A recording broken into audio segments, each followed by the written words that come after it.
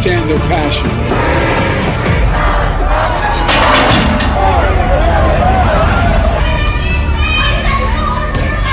have a point. I've heard gas the Jews.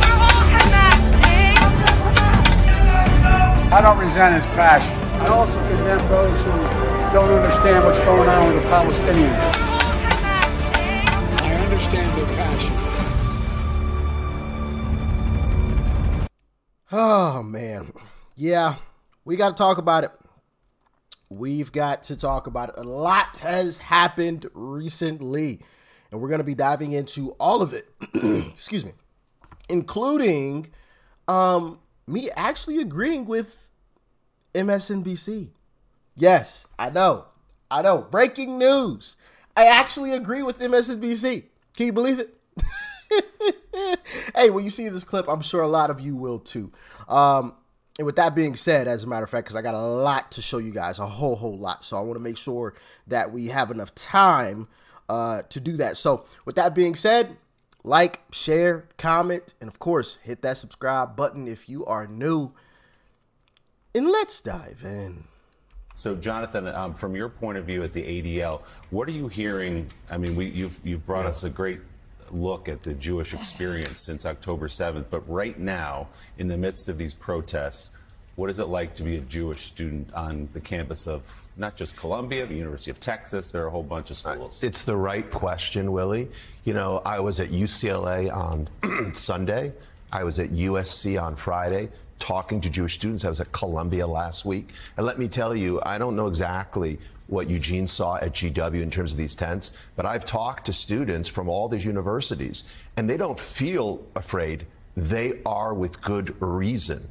Right? And I mean, as mentioned in the opening here, you had someone with a hatchet at University of Utah. You had students with hammers who broke into the building at Columbia last night. You had someone with a sword at UCLA on Sunday. This isn't normal.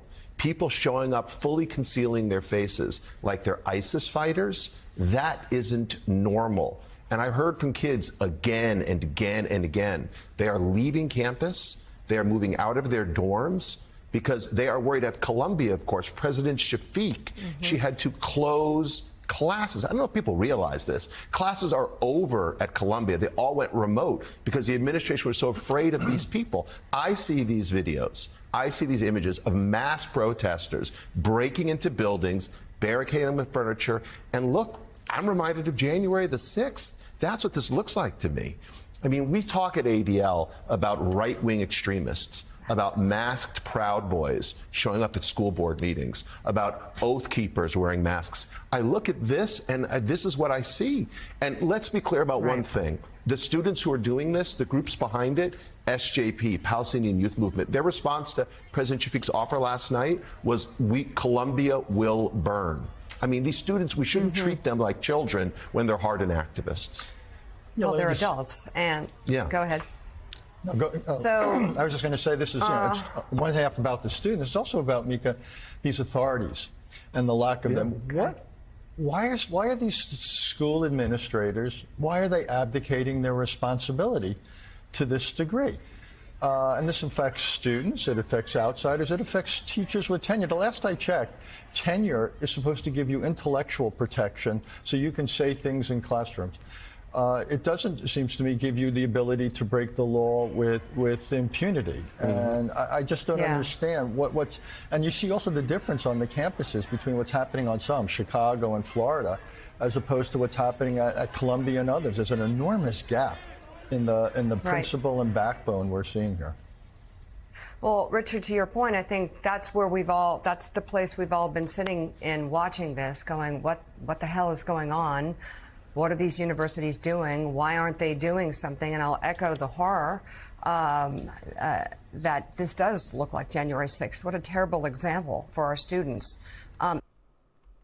So now MSNBC is admitting, hey, this looks like what we call the worst attack on democracy ever, right? Because remember, they tried to hype up J6 as the biggest attack on democracy ever, and we got to lock up all of these folks, and we got to go after them. We got to find all of these folks, you know? So I wonder, will they go after them? What do y'all think? What do y'all think? You know, and when I say that, I mean like, really go after them. Lock every single one of these folks up. Every single one, right? Use all types of resources and cameras and everything, just the same way that they did with the J6. Because remember, there were people who literally were just there, didn't go into the Capitol, that were just there, that were arrested, right? That were brought in for questioning at, you know. So I wonder if they're going to do the same thing with these folks. But there's also a piece of this entire situation that I think is quite interesting. And Uncle Trump says something about it. Check it out. Well, I really think you have a lot of paid agitators, professional agitators in here, too. And I see it all over. And, you know, when you see signs and they're all identical, that means they're being paid by a source. You know, these aren't hand-painted signs where people would go to their basement and paint something because they really believed it. These are all signs that are identical. They're made by the same printer. And, you know, when you see that, that means there's somebody at top that's paying or a group that's paying. And they're doing great. Well, I really think you have a lot of paid agitators. I think so, too. I think some of these folks, a good number of them, are paid actors. But that's just my opinion. Have you noticed that all of these Hamas encampments on universities all kind of look the same? Talking the same tents, same signage. I was at one of these protests recently and they didn't even remember the words to their little rhyme. So they were just reading off their phone. And I'm just going to say it, the same looking people. You can always tell an activist from a regular person. The reason that all of these events look the same, they are being funded by the USCPR, the U.S. Campaign for Palestinian Rights. Who knew? And it's funded by everyone's favorite guy, George Soros. His organization allegedly actually pays what they call fellows who start protests on campus. You gotta love capitalism, am I right? They like the socialism thing. They don't want to get money's bad, America, the worst. But here we are, capitalism. This organization pays up to $7,800 to community-based fellows. And then for campus-based fellows, they get somewhere between $2,880 to $3,660. Very specific. Who wouldn't want to sign up for that type of money in Joe Biden's economy? That's probably why these crowds are so massive. They mobilize so fast. Have all these tent cities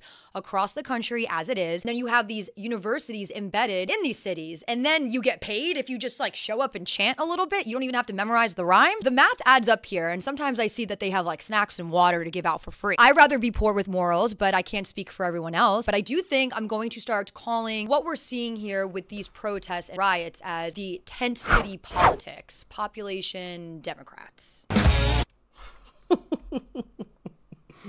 Allegedly, of course, right? You know, I do think a lot of these folks are paid. And Fox News went and interviewed a young lady about this. And let me know your thoughts after you watch this clip. Check it out. How do you feel about them taking over the building right now?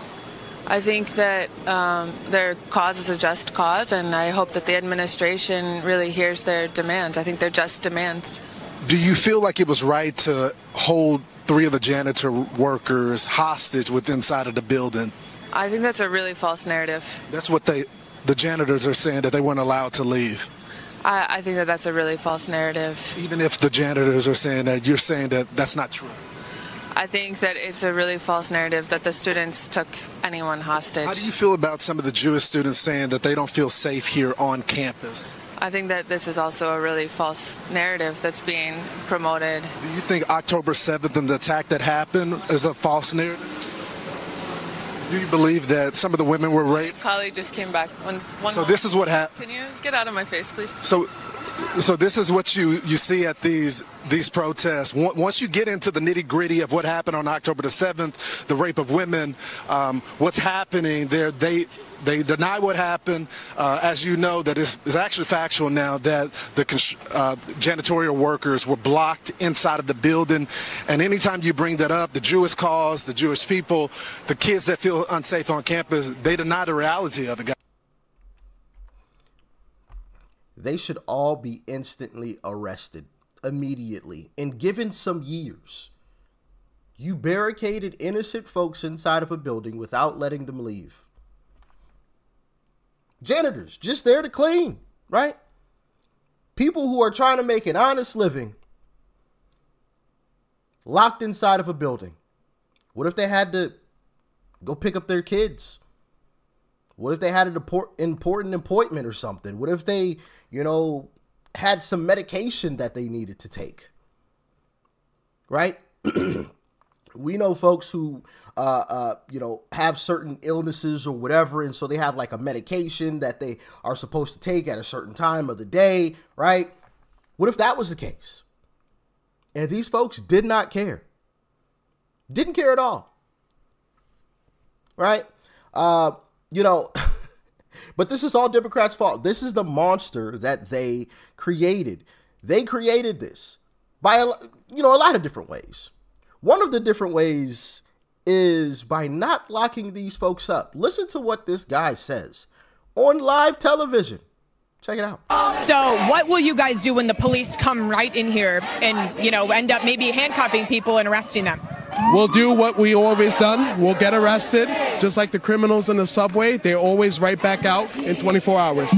24 hours in New York City. That's right. That's about... Yeah. We'll do it anyway because we know we'll be out in 24 hours.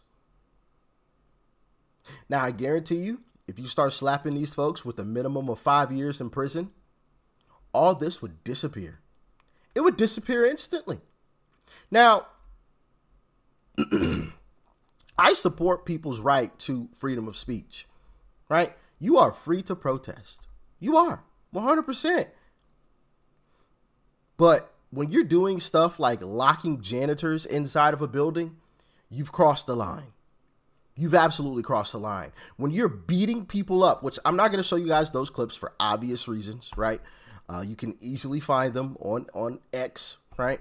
But when you're beating folks up, I saw a young lady who was knocked unconscious from these folks, but they say that they're peaceful.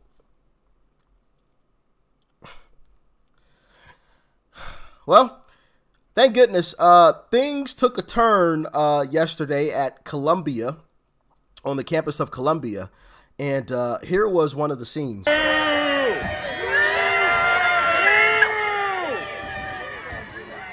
Massive police presence, and you can see that they are breaching one of these buildings here through this window to gain access.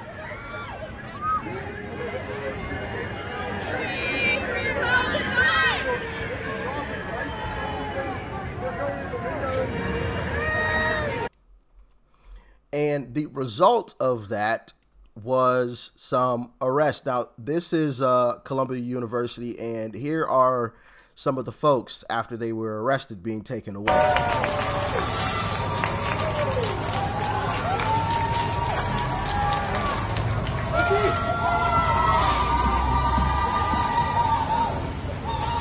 They had to get a bus for all those folks. Now, lock them up for some years, and I guarantee you won't have that problem again. They will think twice about doing anything like that. Now, like I said, I do want to go back to, I wonder if they're going to go after these folks the same way. Because that wasn't everybody, right? These folks are on all of these college campuses, and they're beating up people, assaulting folks. Ami Horowitz came out with a video where he was assaulted, right?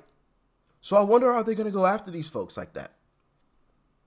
I just wonder. I want to show you guys this clip here because it's very interesting. Let me see. Let me find it. 1 second. Right here, I think. I was appalled, like you, at the violence and destruction that we saw that day. I was appalled that you, our country's elected leaders, were victimized right here in these very halls. That attack, that siege, was criminal behavior, plain and simple, and it's behavior that we, the FBI, view as domestic terrorism. It's got no place in our democracy, and tolerating it would make a mockery of our nation's rule of law. The rule of law, of course, is our country's bedrock, and it's our guiding principle at the FBI. That's why the FBI has been working day and night across the country to track down those responsible for the events of January 6th and to hold them accountable. We're chasing down leads, we're reviewing evidence, combing through digital media to identify, investigate, and arrest anyone who broke the law that day. The problem of domestic terrorism has been metastasizing across the country for a long time now, and it's not going away anytime soon. At the FBI, we've been sounding the alarm on it for a number of years now. I've been sounding the alarm about domestic terrorism since, I think, just about my first month on the job when I first started appearing up on the Hill. And I've spoken about it in maybe a dozen different congressional hearings. So whenever we've had the chance, we've tried to emphasize that this is a top concern and remains so for the FBI. In fact,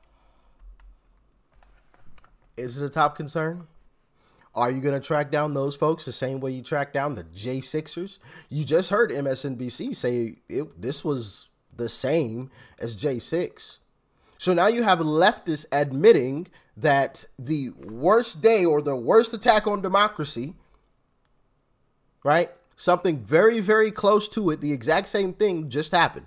So are you going to go after those folks? That's the real question. But, you know, I highly doubt it's going to happen. And it's only going to prove us right once again. There's a two-tier justice system in this country. Those folks will not be hunted down. None of them. And once again, it'll prove us right. We've been proven right an awful lot, you know, and they call us far-right conspiracy theorists and MAGA extremists and all these types of names and things. It's kind of funny, but we're proven right time and time and time again. But, hey, guess it's just par for the course for now until Uncle Trump takes office.